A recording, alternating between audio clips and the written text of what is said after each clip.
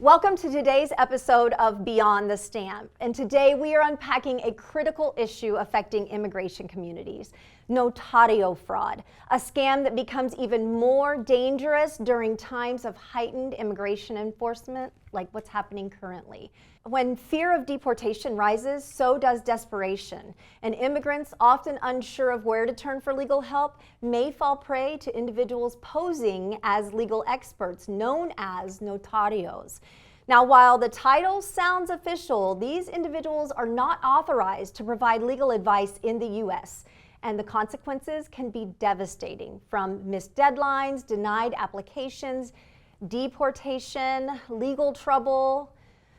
So stay with us as we explore how Notario fraud thrives in vulnerable communities and what we can do to stop it. And today, I have an amazing guest with us who's been around for a couple of decades here at the National Notary Association, and he has seen the ebb and flow of these immigration Notario fraud issues. Phil Brown, our VP of Communications, welcome. So glad to have you back again for this chat. Awesome. Thank you, Susie. I just want to dig into your brain and learn more about the history of Notario fraud and just ask you several questions on what we can do to prevent it. Absolutely. I'd love to dig into your brain too. You're pretty good on this issue as well. But ultimately, Susie, thank you for inviting me. I love sitting down with you and other experts to dish about what's happening in our industry and in the nation, how our industry impacts the nation. So let's go. Well, okay, then let's start with like a very basic question, but I think it's important that we establish this first. What is a notario? And I'm probably messing up the pronunciation, but notario or Notario Público, and how is that different from a U.S. notary public? Right, so the issue was complicated, right? Okay. So a notario in a civil law country is, mostly Latin-based countries, have powers that are akin to an attorney. They can actually draft documents, provide legal advice, all those types of things. In the United States, under our common law system, notaries here have it's a simple job. It's not always that simple. Notaries, if you know, you know. But to authenticate identities and willingness and awareness. Basically, notaries in the U.S. are advocates for the signer. Notarios Públicos in Latin countries are advocates for the transaction. So now that actually leads us to a place to where there is confusion in the United States, particularly among immigrants, right? Would you like me to go further on that? Well, I mean, I guess what I'm hearing you say is that, Notario Público is able to give legal advice in their said countries. But here in the United States, we don't have Notario Público, right? But we do have notaries public, and their abilities or what they can offer is much more limited. They cannot give legal advice. That's right. And I think what happens is when notaries public either feel like they want to be able to help immigrants more and decide to overstep their boundaries, or possibly scam these immigrants by using the terms Notario Público. That's right. And see, there's the nuance there. It's really, so the problem exists in two very basic things. Number one is the issue of immigration document fraud that occurs, or immigration process fraud. We call it Notario, but really what it is a person who is not authorized to prepare immigration documents on behalf of someone who is not licensed or bonded. Basically, it's a criminal or a scammer that will offer those services and not be authorized to do them, right? So that falls in the category of unauthorized practice of law, right? So where the real issue with the Notario issue boils down to is something that's lost in translation. Because notary public translated into Spanish is Notario Público. And so when immigrants come, whether legally or undocumented, they assume that a notary public can perform the same duties that they do in their source country. And that's where the vulnerability comes in for tens of thousands, if not millions, of potential citizens here in the Right. U.S. And right now, it's definitely heightened because of what's going on. Oh, yeah. Phil, in fact, you recently contributed to an article for the Connecticut Post about this issue. Yeah. So tell us a little bit about that and the story behind it. Sure. Basically, the immigration fraud issue under the banner of Notario has been a rising issue in the state. I mean, but Connecticut's not the only one. We're talking about Florida, California, Texas. It's happening everywhere. Because of the current state of immigration policy in the U.S. and all the things that are happening, of course, if you pay attention, you'll see that there's all kinds of concern and debate over how we're handling the immigration issue, right? So Connecticut in particular is seeing a spike in this type of fraud, right? And they asked asked me to provide some context around the fraud issue, which I did. But interesting, one of the key cases that came out of Connecticut was that there was a person named Kahida Khan who was somehow was able to secure or convince folks that are trying to get permanent status in the U.S. that she could help them get their immigration papers, whatever they might be. And this started in 2014, right? So over the course of a decade, there's one particular client that spent $12,000 with Mrs. Khan, and every single time, over the course of a decade, every single time there was a check, oh, this didn't get accepted, this document was rejected, we have to do it again, it's going to cost more money, blah, blah, blah, blah, blah. So along the course of a decade, there was no developments in the case at all, right? Turns out Mrs. Khan was exposed, and the investigators found out that she allegedly defrauded 40 people out of about $300,000 over the course since 2014, right? And really, this is what we're talking about. Yeah. And this is just one of millions of stories, right, where this is happening. Exactly. $300,000 paid for services to achieve whatever immigration status they were seeking. Nothing ever occurred, and this person just pocketed the money. Right. Well, and you know what, Phil? It kind of occurred to me just now, and a lot of these folks who are being scammed, because they're in between this very vulnerable process of trying to become legal citizens, they're afraid to report these scammers. That's because it would call attention to whatever is slowing down their, the system for them. Yeah, there's a logical assumption that most of the people seeking these types of service are undocumented, right? And so if they're undocumented, if they get scammed, they are very reluctant to report it, because by reporting it, it exposes that they're undocumented, and we all know where that leads today. Right? A little more context about Connecticut, right? Which kind of gives more context around the problem. Connecticut has a population of 3.6 million, right? In that state, there are 46 immigration lawyers, right? And in Connecticut, there are currently 43,152 open cases in federal immigration court.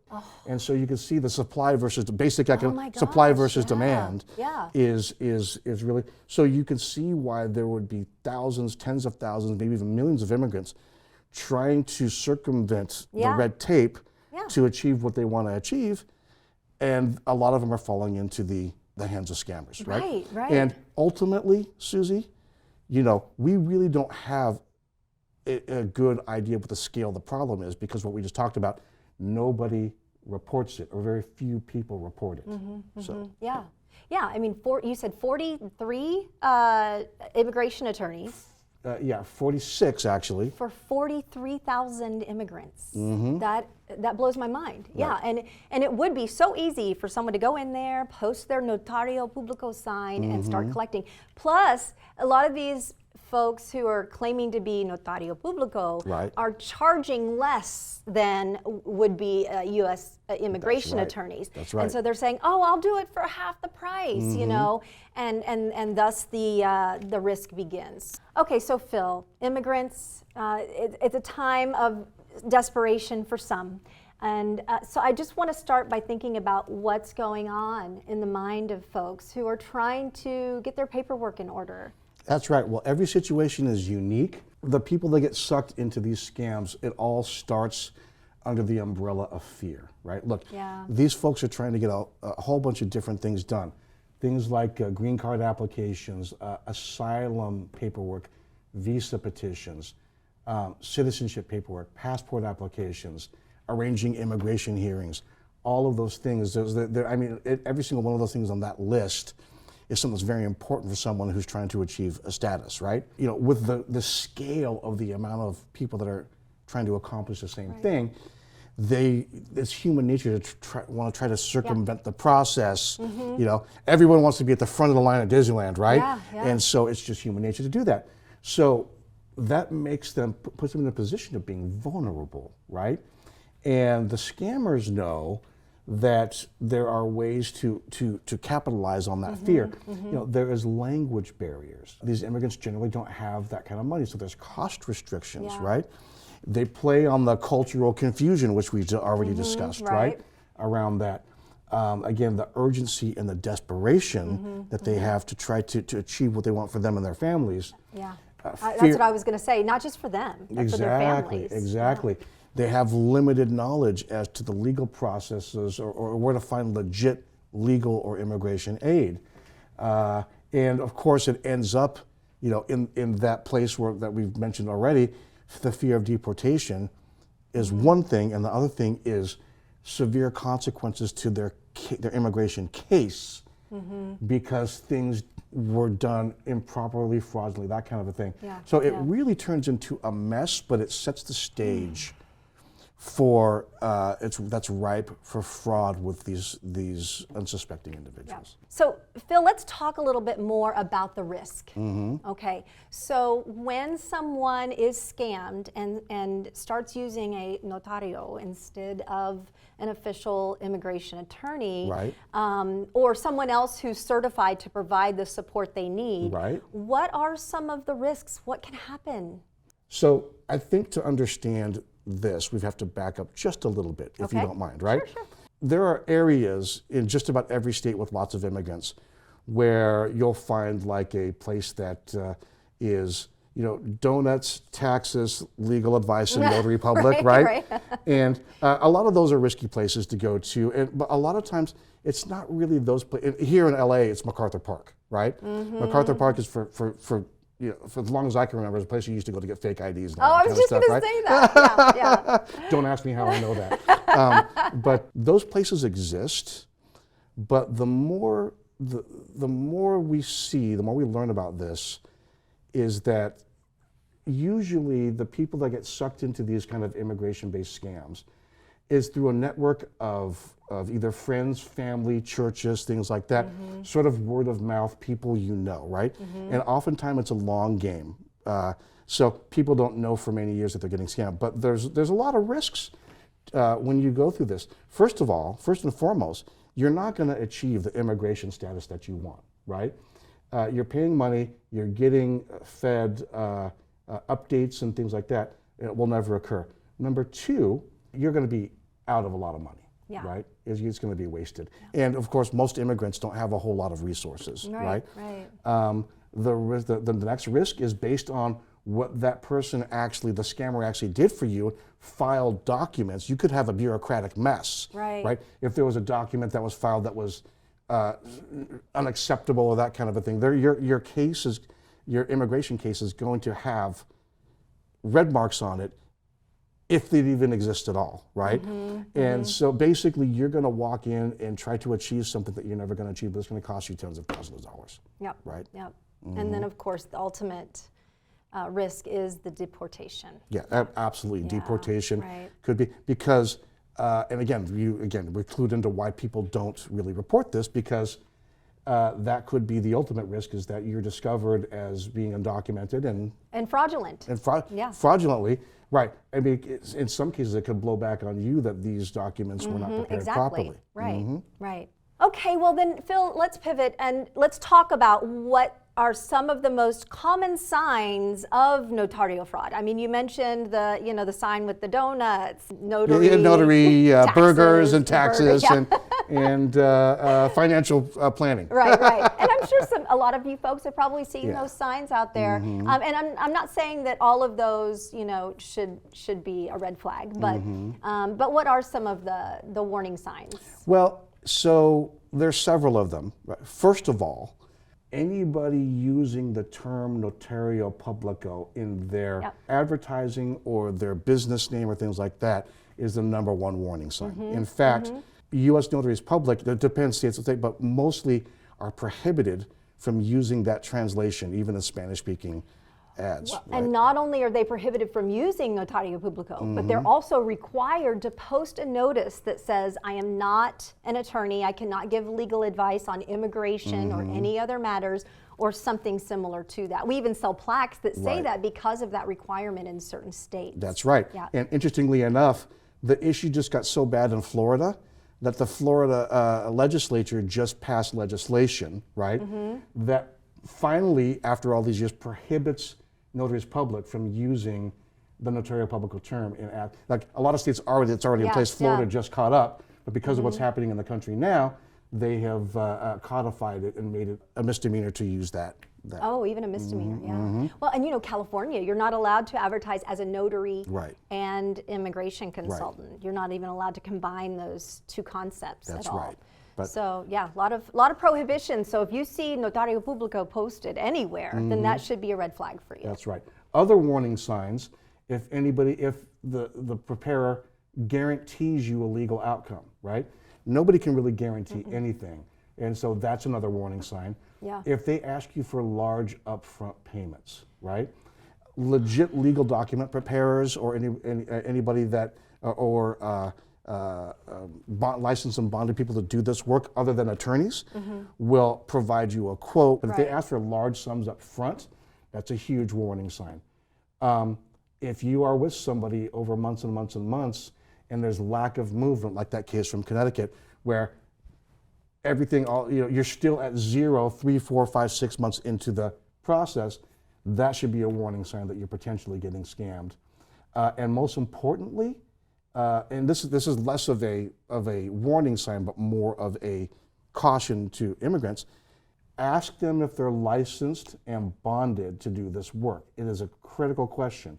That question seems to not get asked in some of the cases that we see around this. So warning sign is if they don't have a state license or something like that, but immigrants should always ask about those things. Well, and that leads me to my next question. How do you check on licensing and authorization and bonds for folks to be able to offer these services? Right, it's a little complicated, actually, maybe not so complicated, but anyway, these people who are licensed and bonded to prepare legal documents, it's different in every state, just like notary laws and regulations are different in every state. But there's usually a state-based methodology for you to be able to look somebody up with these credentials. In California, they have a registry of legal document preparers that you can look up. Yes, Am I right on that? Yeah, I believe so. And I do want to clarify something right now because I don't want to conflate two different concepts. Of course, there are immigration attorneys, and you can check for their licensing and certifications. But then, in some states, folks can become document preparers or immigration specialists by getting a separate certification to help with certain forms to a certain extent. That doesn't give them the same kind of authority as a U.S. immigration attorney, but there are folks that do get trained and certified and bonded to provide certain assistance when necessary. I just want to make sure that it's clear that in some states, notaries do end up getting that additional certification, but there are very strict rules around that. And of course, the certification and the bond are required to be able to provide those services. That's right. That's and absolutely right. The reason for the bond is because a bond protects signers from any mistakes from that professional. Absolutely. The bond is a very, very important thing. If the person processing your immigration paperwork makes a mistake, causes you financial harm, that bond protects you because from financial loss due to that mistake. Right. So, So licensing, certification, bond, these are all things that you want to ask proof, from what professional you're hiring Susie's absolutely right. Yeah. Yeah. Phil, so I also want to express that a lot of times the folks that are stepping in and pretending to be able to help notarios, they oftentimes are people that are in places of trust. Right? That's right. That's right. A lot, Notaries Public, for example, they're in a position of trust as a public servant. And then you mentioned ministerial staff. Sometimes folks like that will step in and try to help with immigration forms, unbeknownst that they're unauthorized, or sometimes, stepping in as those scammers. I believe that you had a recent story about a Florida scammer. That's right. There's actually two cases that are relevant, one in Florida and one in California. But interestingly enough, before I get into those cases, what we see when these cases are actually reported, right? What we see is generally the scammer is someone who is close to the immigrant or the victim, right? In one way or the other. We almost never see cases that are reported of people going into a storefront or one of those tax donuts and burgers places, right? They all come from something in a close-knit community. So in Florida, this is a 2021 case, Susie. Okay. There was a guy named Elvis Harold Reyes. Elvis. Graceland. Ironically, we did a story on Elvis, That's right? Yeah, different subject. Yeah. But he was from Florida. He posed over the years as a pastor, a notary, and an immigration attorney, right? And all of it was kind of centered around his role in the faith community, right? He collected thousands of dollars from more than 200 immigrants by promising them that they would obtain the documents that they need, like driver's licenses, work permits, green cards, that kind of thing. Well, he got caught, and in 2021, he was convicted of fraud and sentenced to 20 years in prison. So it's usually people who prey on the most vulnerable that are in that position of trust. Yep. Another case out of California, if you're interested in this one, right? Yeah, bring it. We love stories. This was a woman who was in a domestic, this is from early 2000s, right? Okay. She was in a domestic violence situation and got out of it, right? And she had a friend that said, you're a victim of a crime, you're an immigrant. She was undocumented, right? You're a victim of a crime. Because you're a victim of a crime, I can accelerate your immigration process because of your victim status, right? He said he could help her obtain a visa to stay in the U.S. He promised that he would be able to accomplish it in 3 months, right? Instead, over the course of 10 years, it turned into $100,000 in payments. She was just out of that $100,000. What turned things around is she was, after all this time trusting this person, it took her a long time to figure it out. But she found some help in the Immigrants' Rights Project in LA that actually steered her in the right direction. Now, there's no disposition of this case right now. The LA Times recently cited this case in their coverage of the current issue of immigration and Notario fraud. Okay. So. Yeah.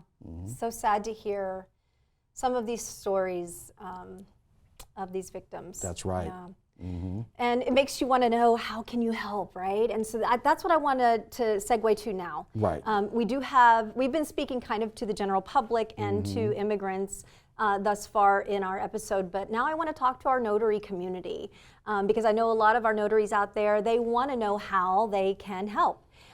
So, if you as a notary, if someone has approached you asking you to support whatever kind of immigration, work they need done, what can you actually do to help them, or where would you direct them to make sure that they do not fall vulnerable? That's right. Yeah. So, I mean, you just mentioned that there are some, rights activists here in Los Angeles. Yes. Well, they're all over the place, right? For sure. I mean, if you look them up, the Google results pages is 400 miles long, right? Look for trusted advisors. But for notaries, right? Most notaries don't get involved in this kind of fraud, right? I mean, like 99.99999%, right? But they may often encounter people, specifically in areas where there's a large immigrant population. They may get people coming to them asking for notarial services from a US-based notary, right? And so while the rules and regulations and laws are different from state to state, there's the laws component, always comply with your state law around this issue, but there's the ethical thing as well. Notaries should not use the term Notario Público anywhere at any time, right? We've covered that a couple times in this conversation. Being transparent about your role and what you are authorized to do. In fact, I don't know if we still sell them. We used to sell those cards. I am not an attorney. Yes. We do. Yeah, we still do those, right? Yeah, I'm not an attorney. I am not authorized to give legal advice or on immigration or any other matters. I almost have it memorized. Exactly. A statement. And that's true not just for the immigrants, but that sign is helpful for signers who come in not sure what you do and ask you to not require personal appearance. And that sign is kind of a blanket statement about what you're able to do. So it protects you in a lot of ways. You know, and then when you encounter someone who's asking you for this and you refuse to serve them, which you should do, obviously, you know, it might be a good idea to have a few links or maybe even a little piece of paper with trusted resources for them, right? Where they can go to get sound advice and guidance, right?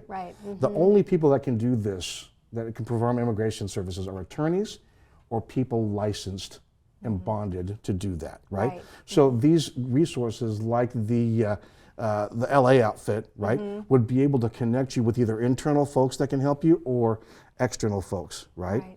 Yeah.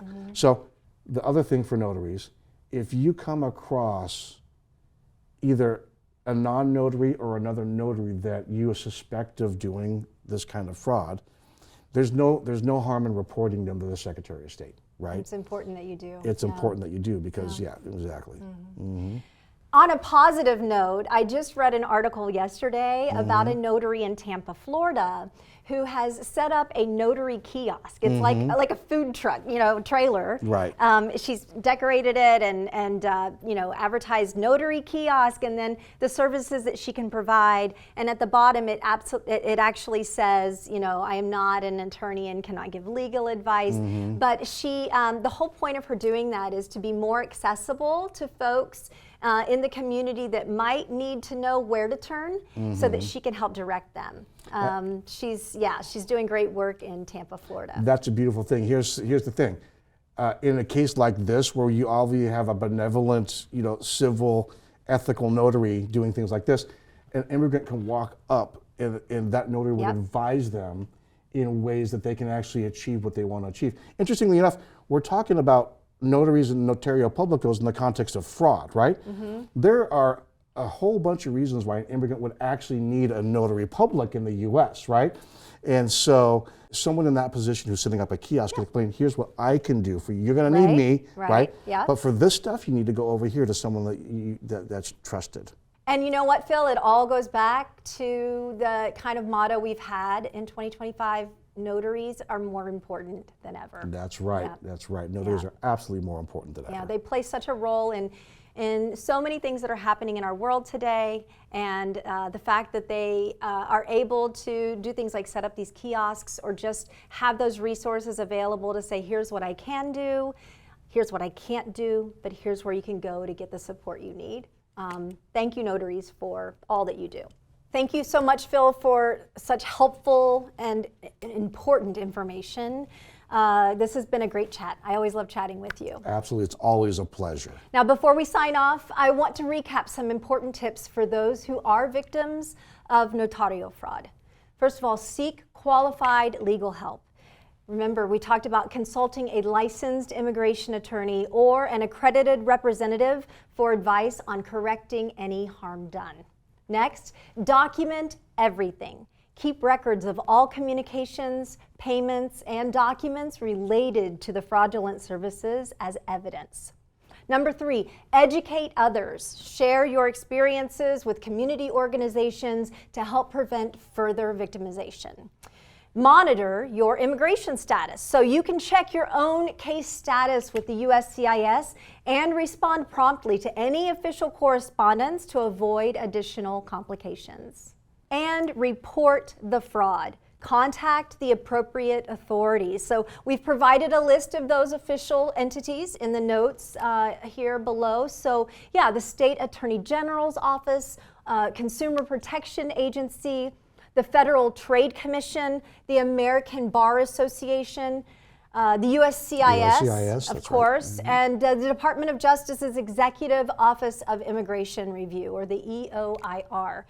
Just make sure that you get that information out there to protect yourself and others. That's extremely important courses of action. So by staying vigilant, verifying credentials, and knowing your rights, both immigrants and notaries can help prevent Notario fraud and protect vulnerable communities.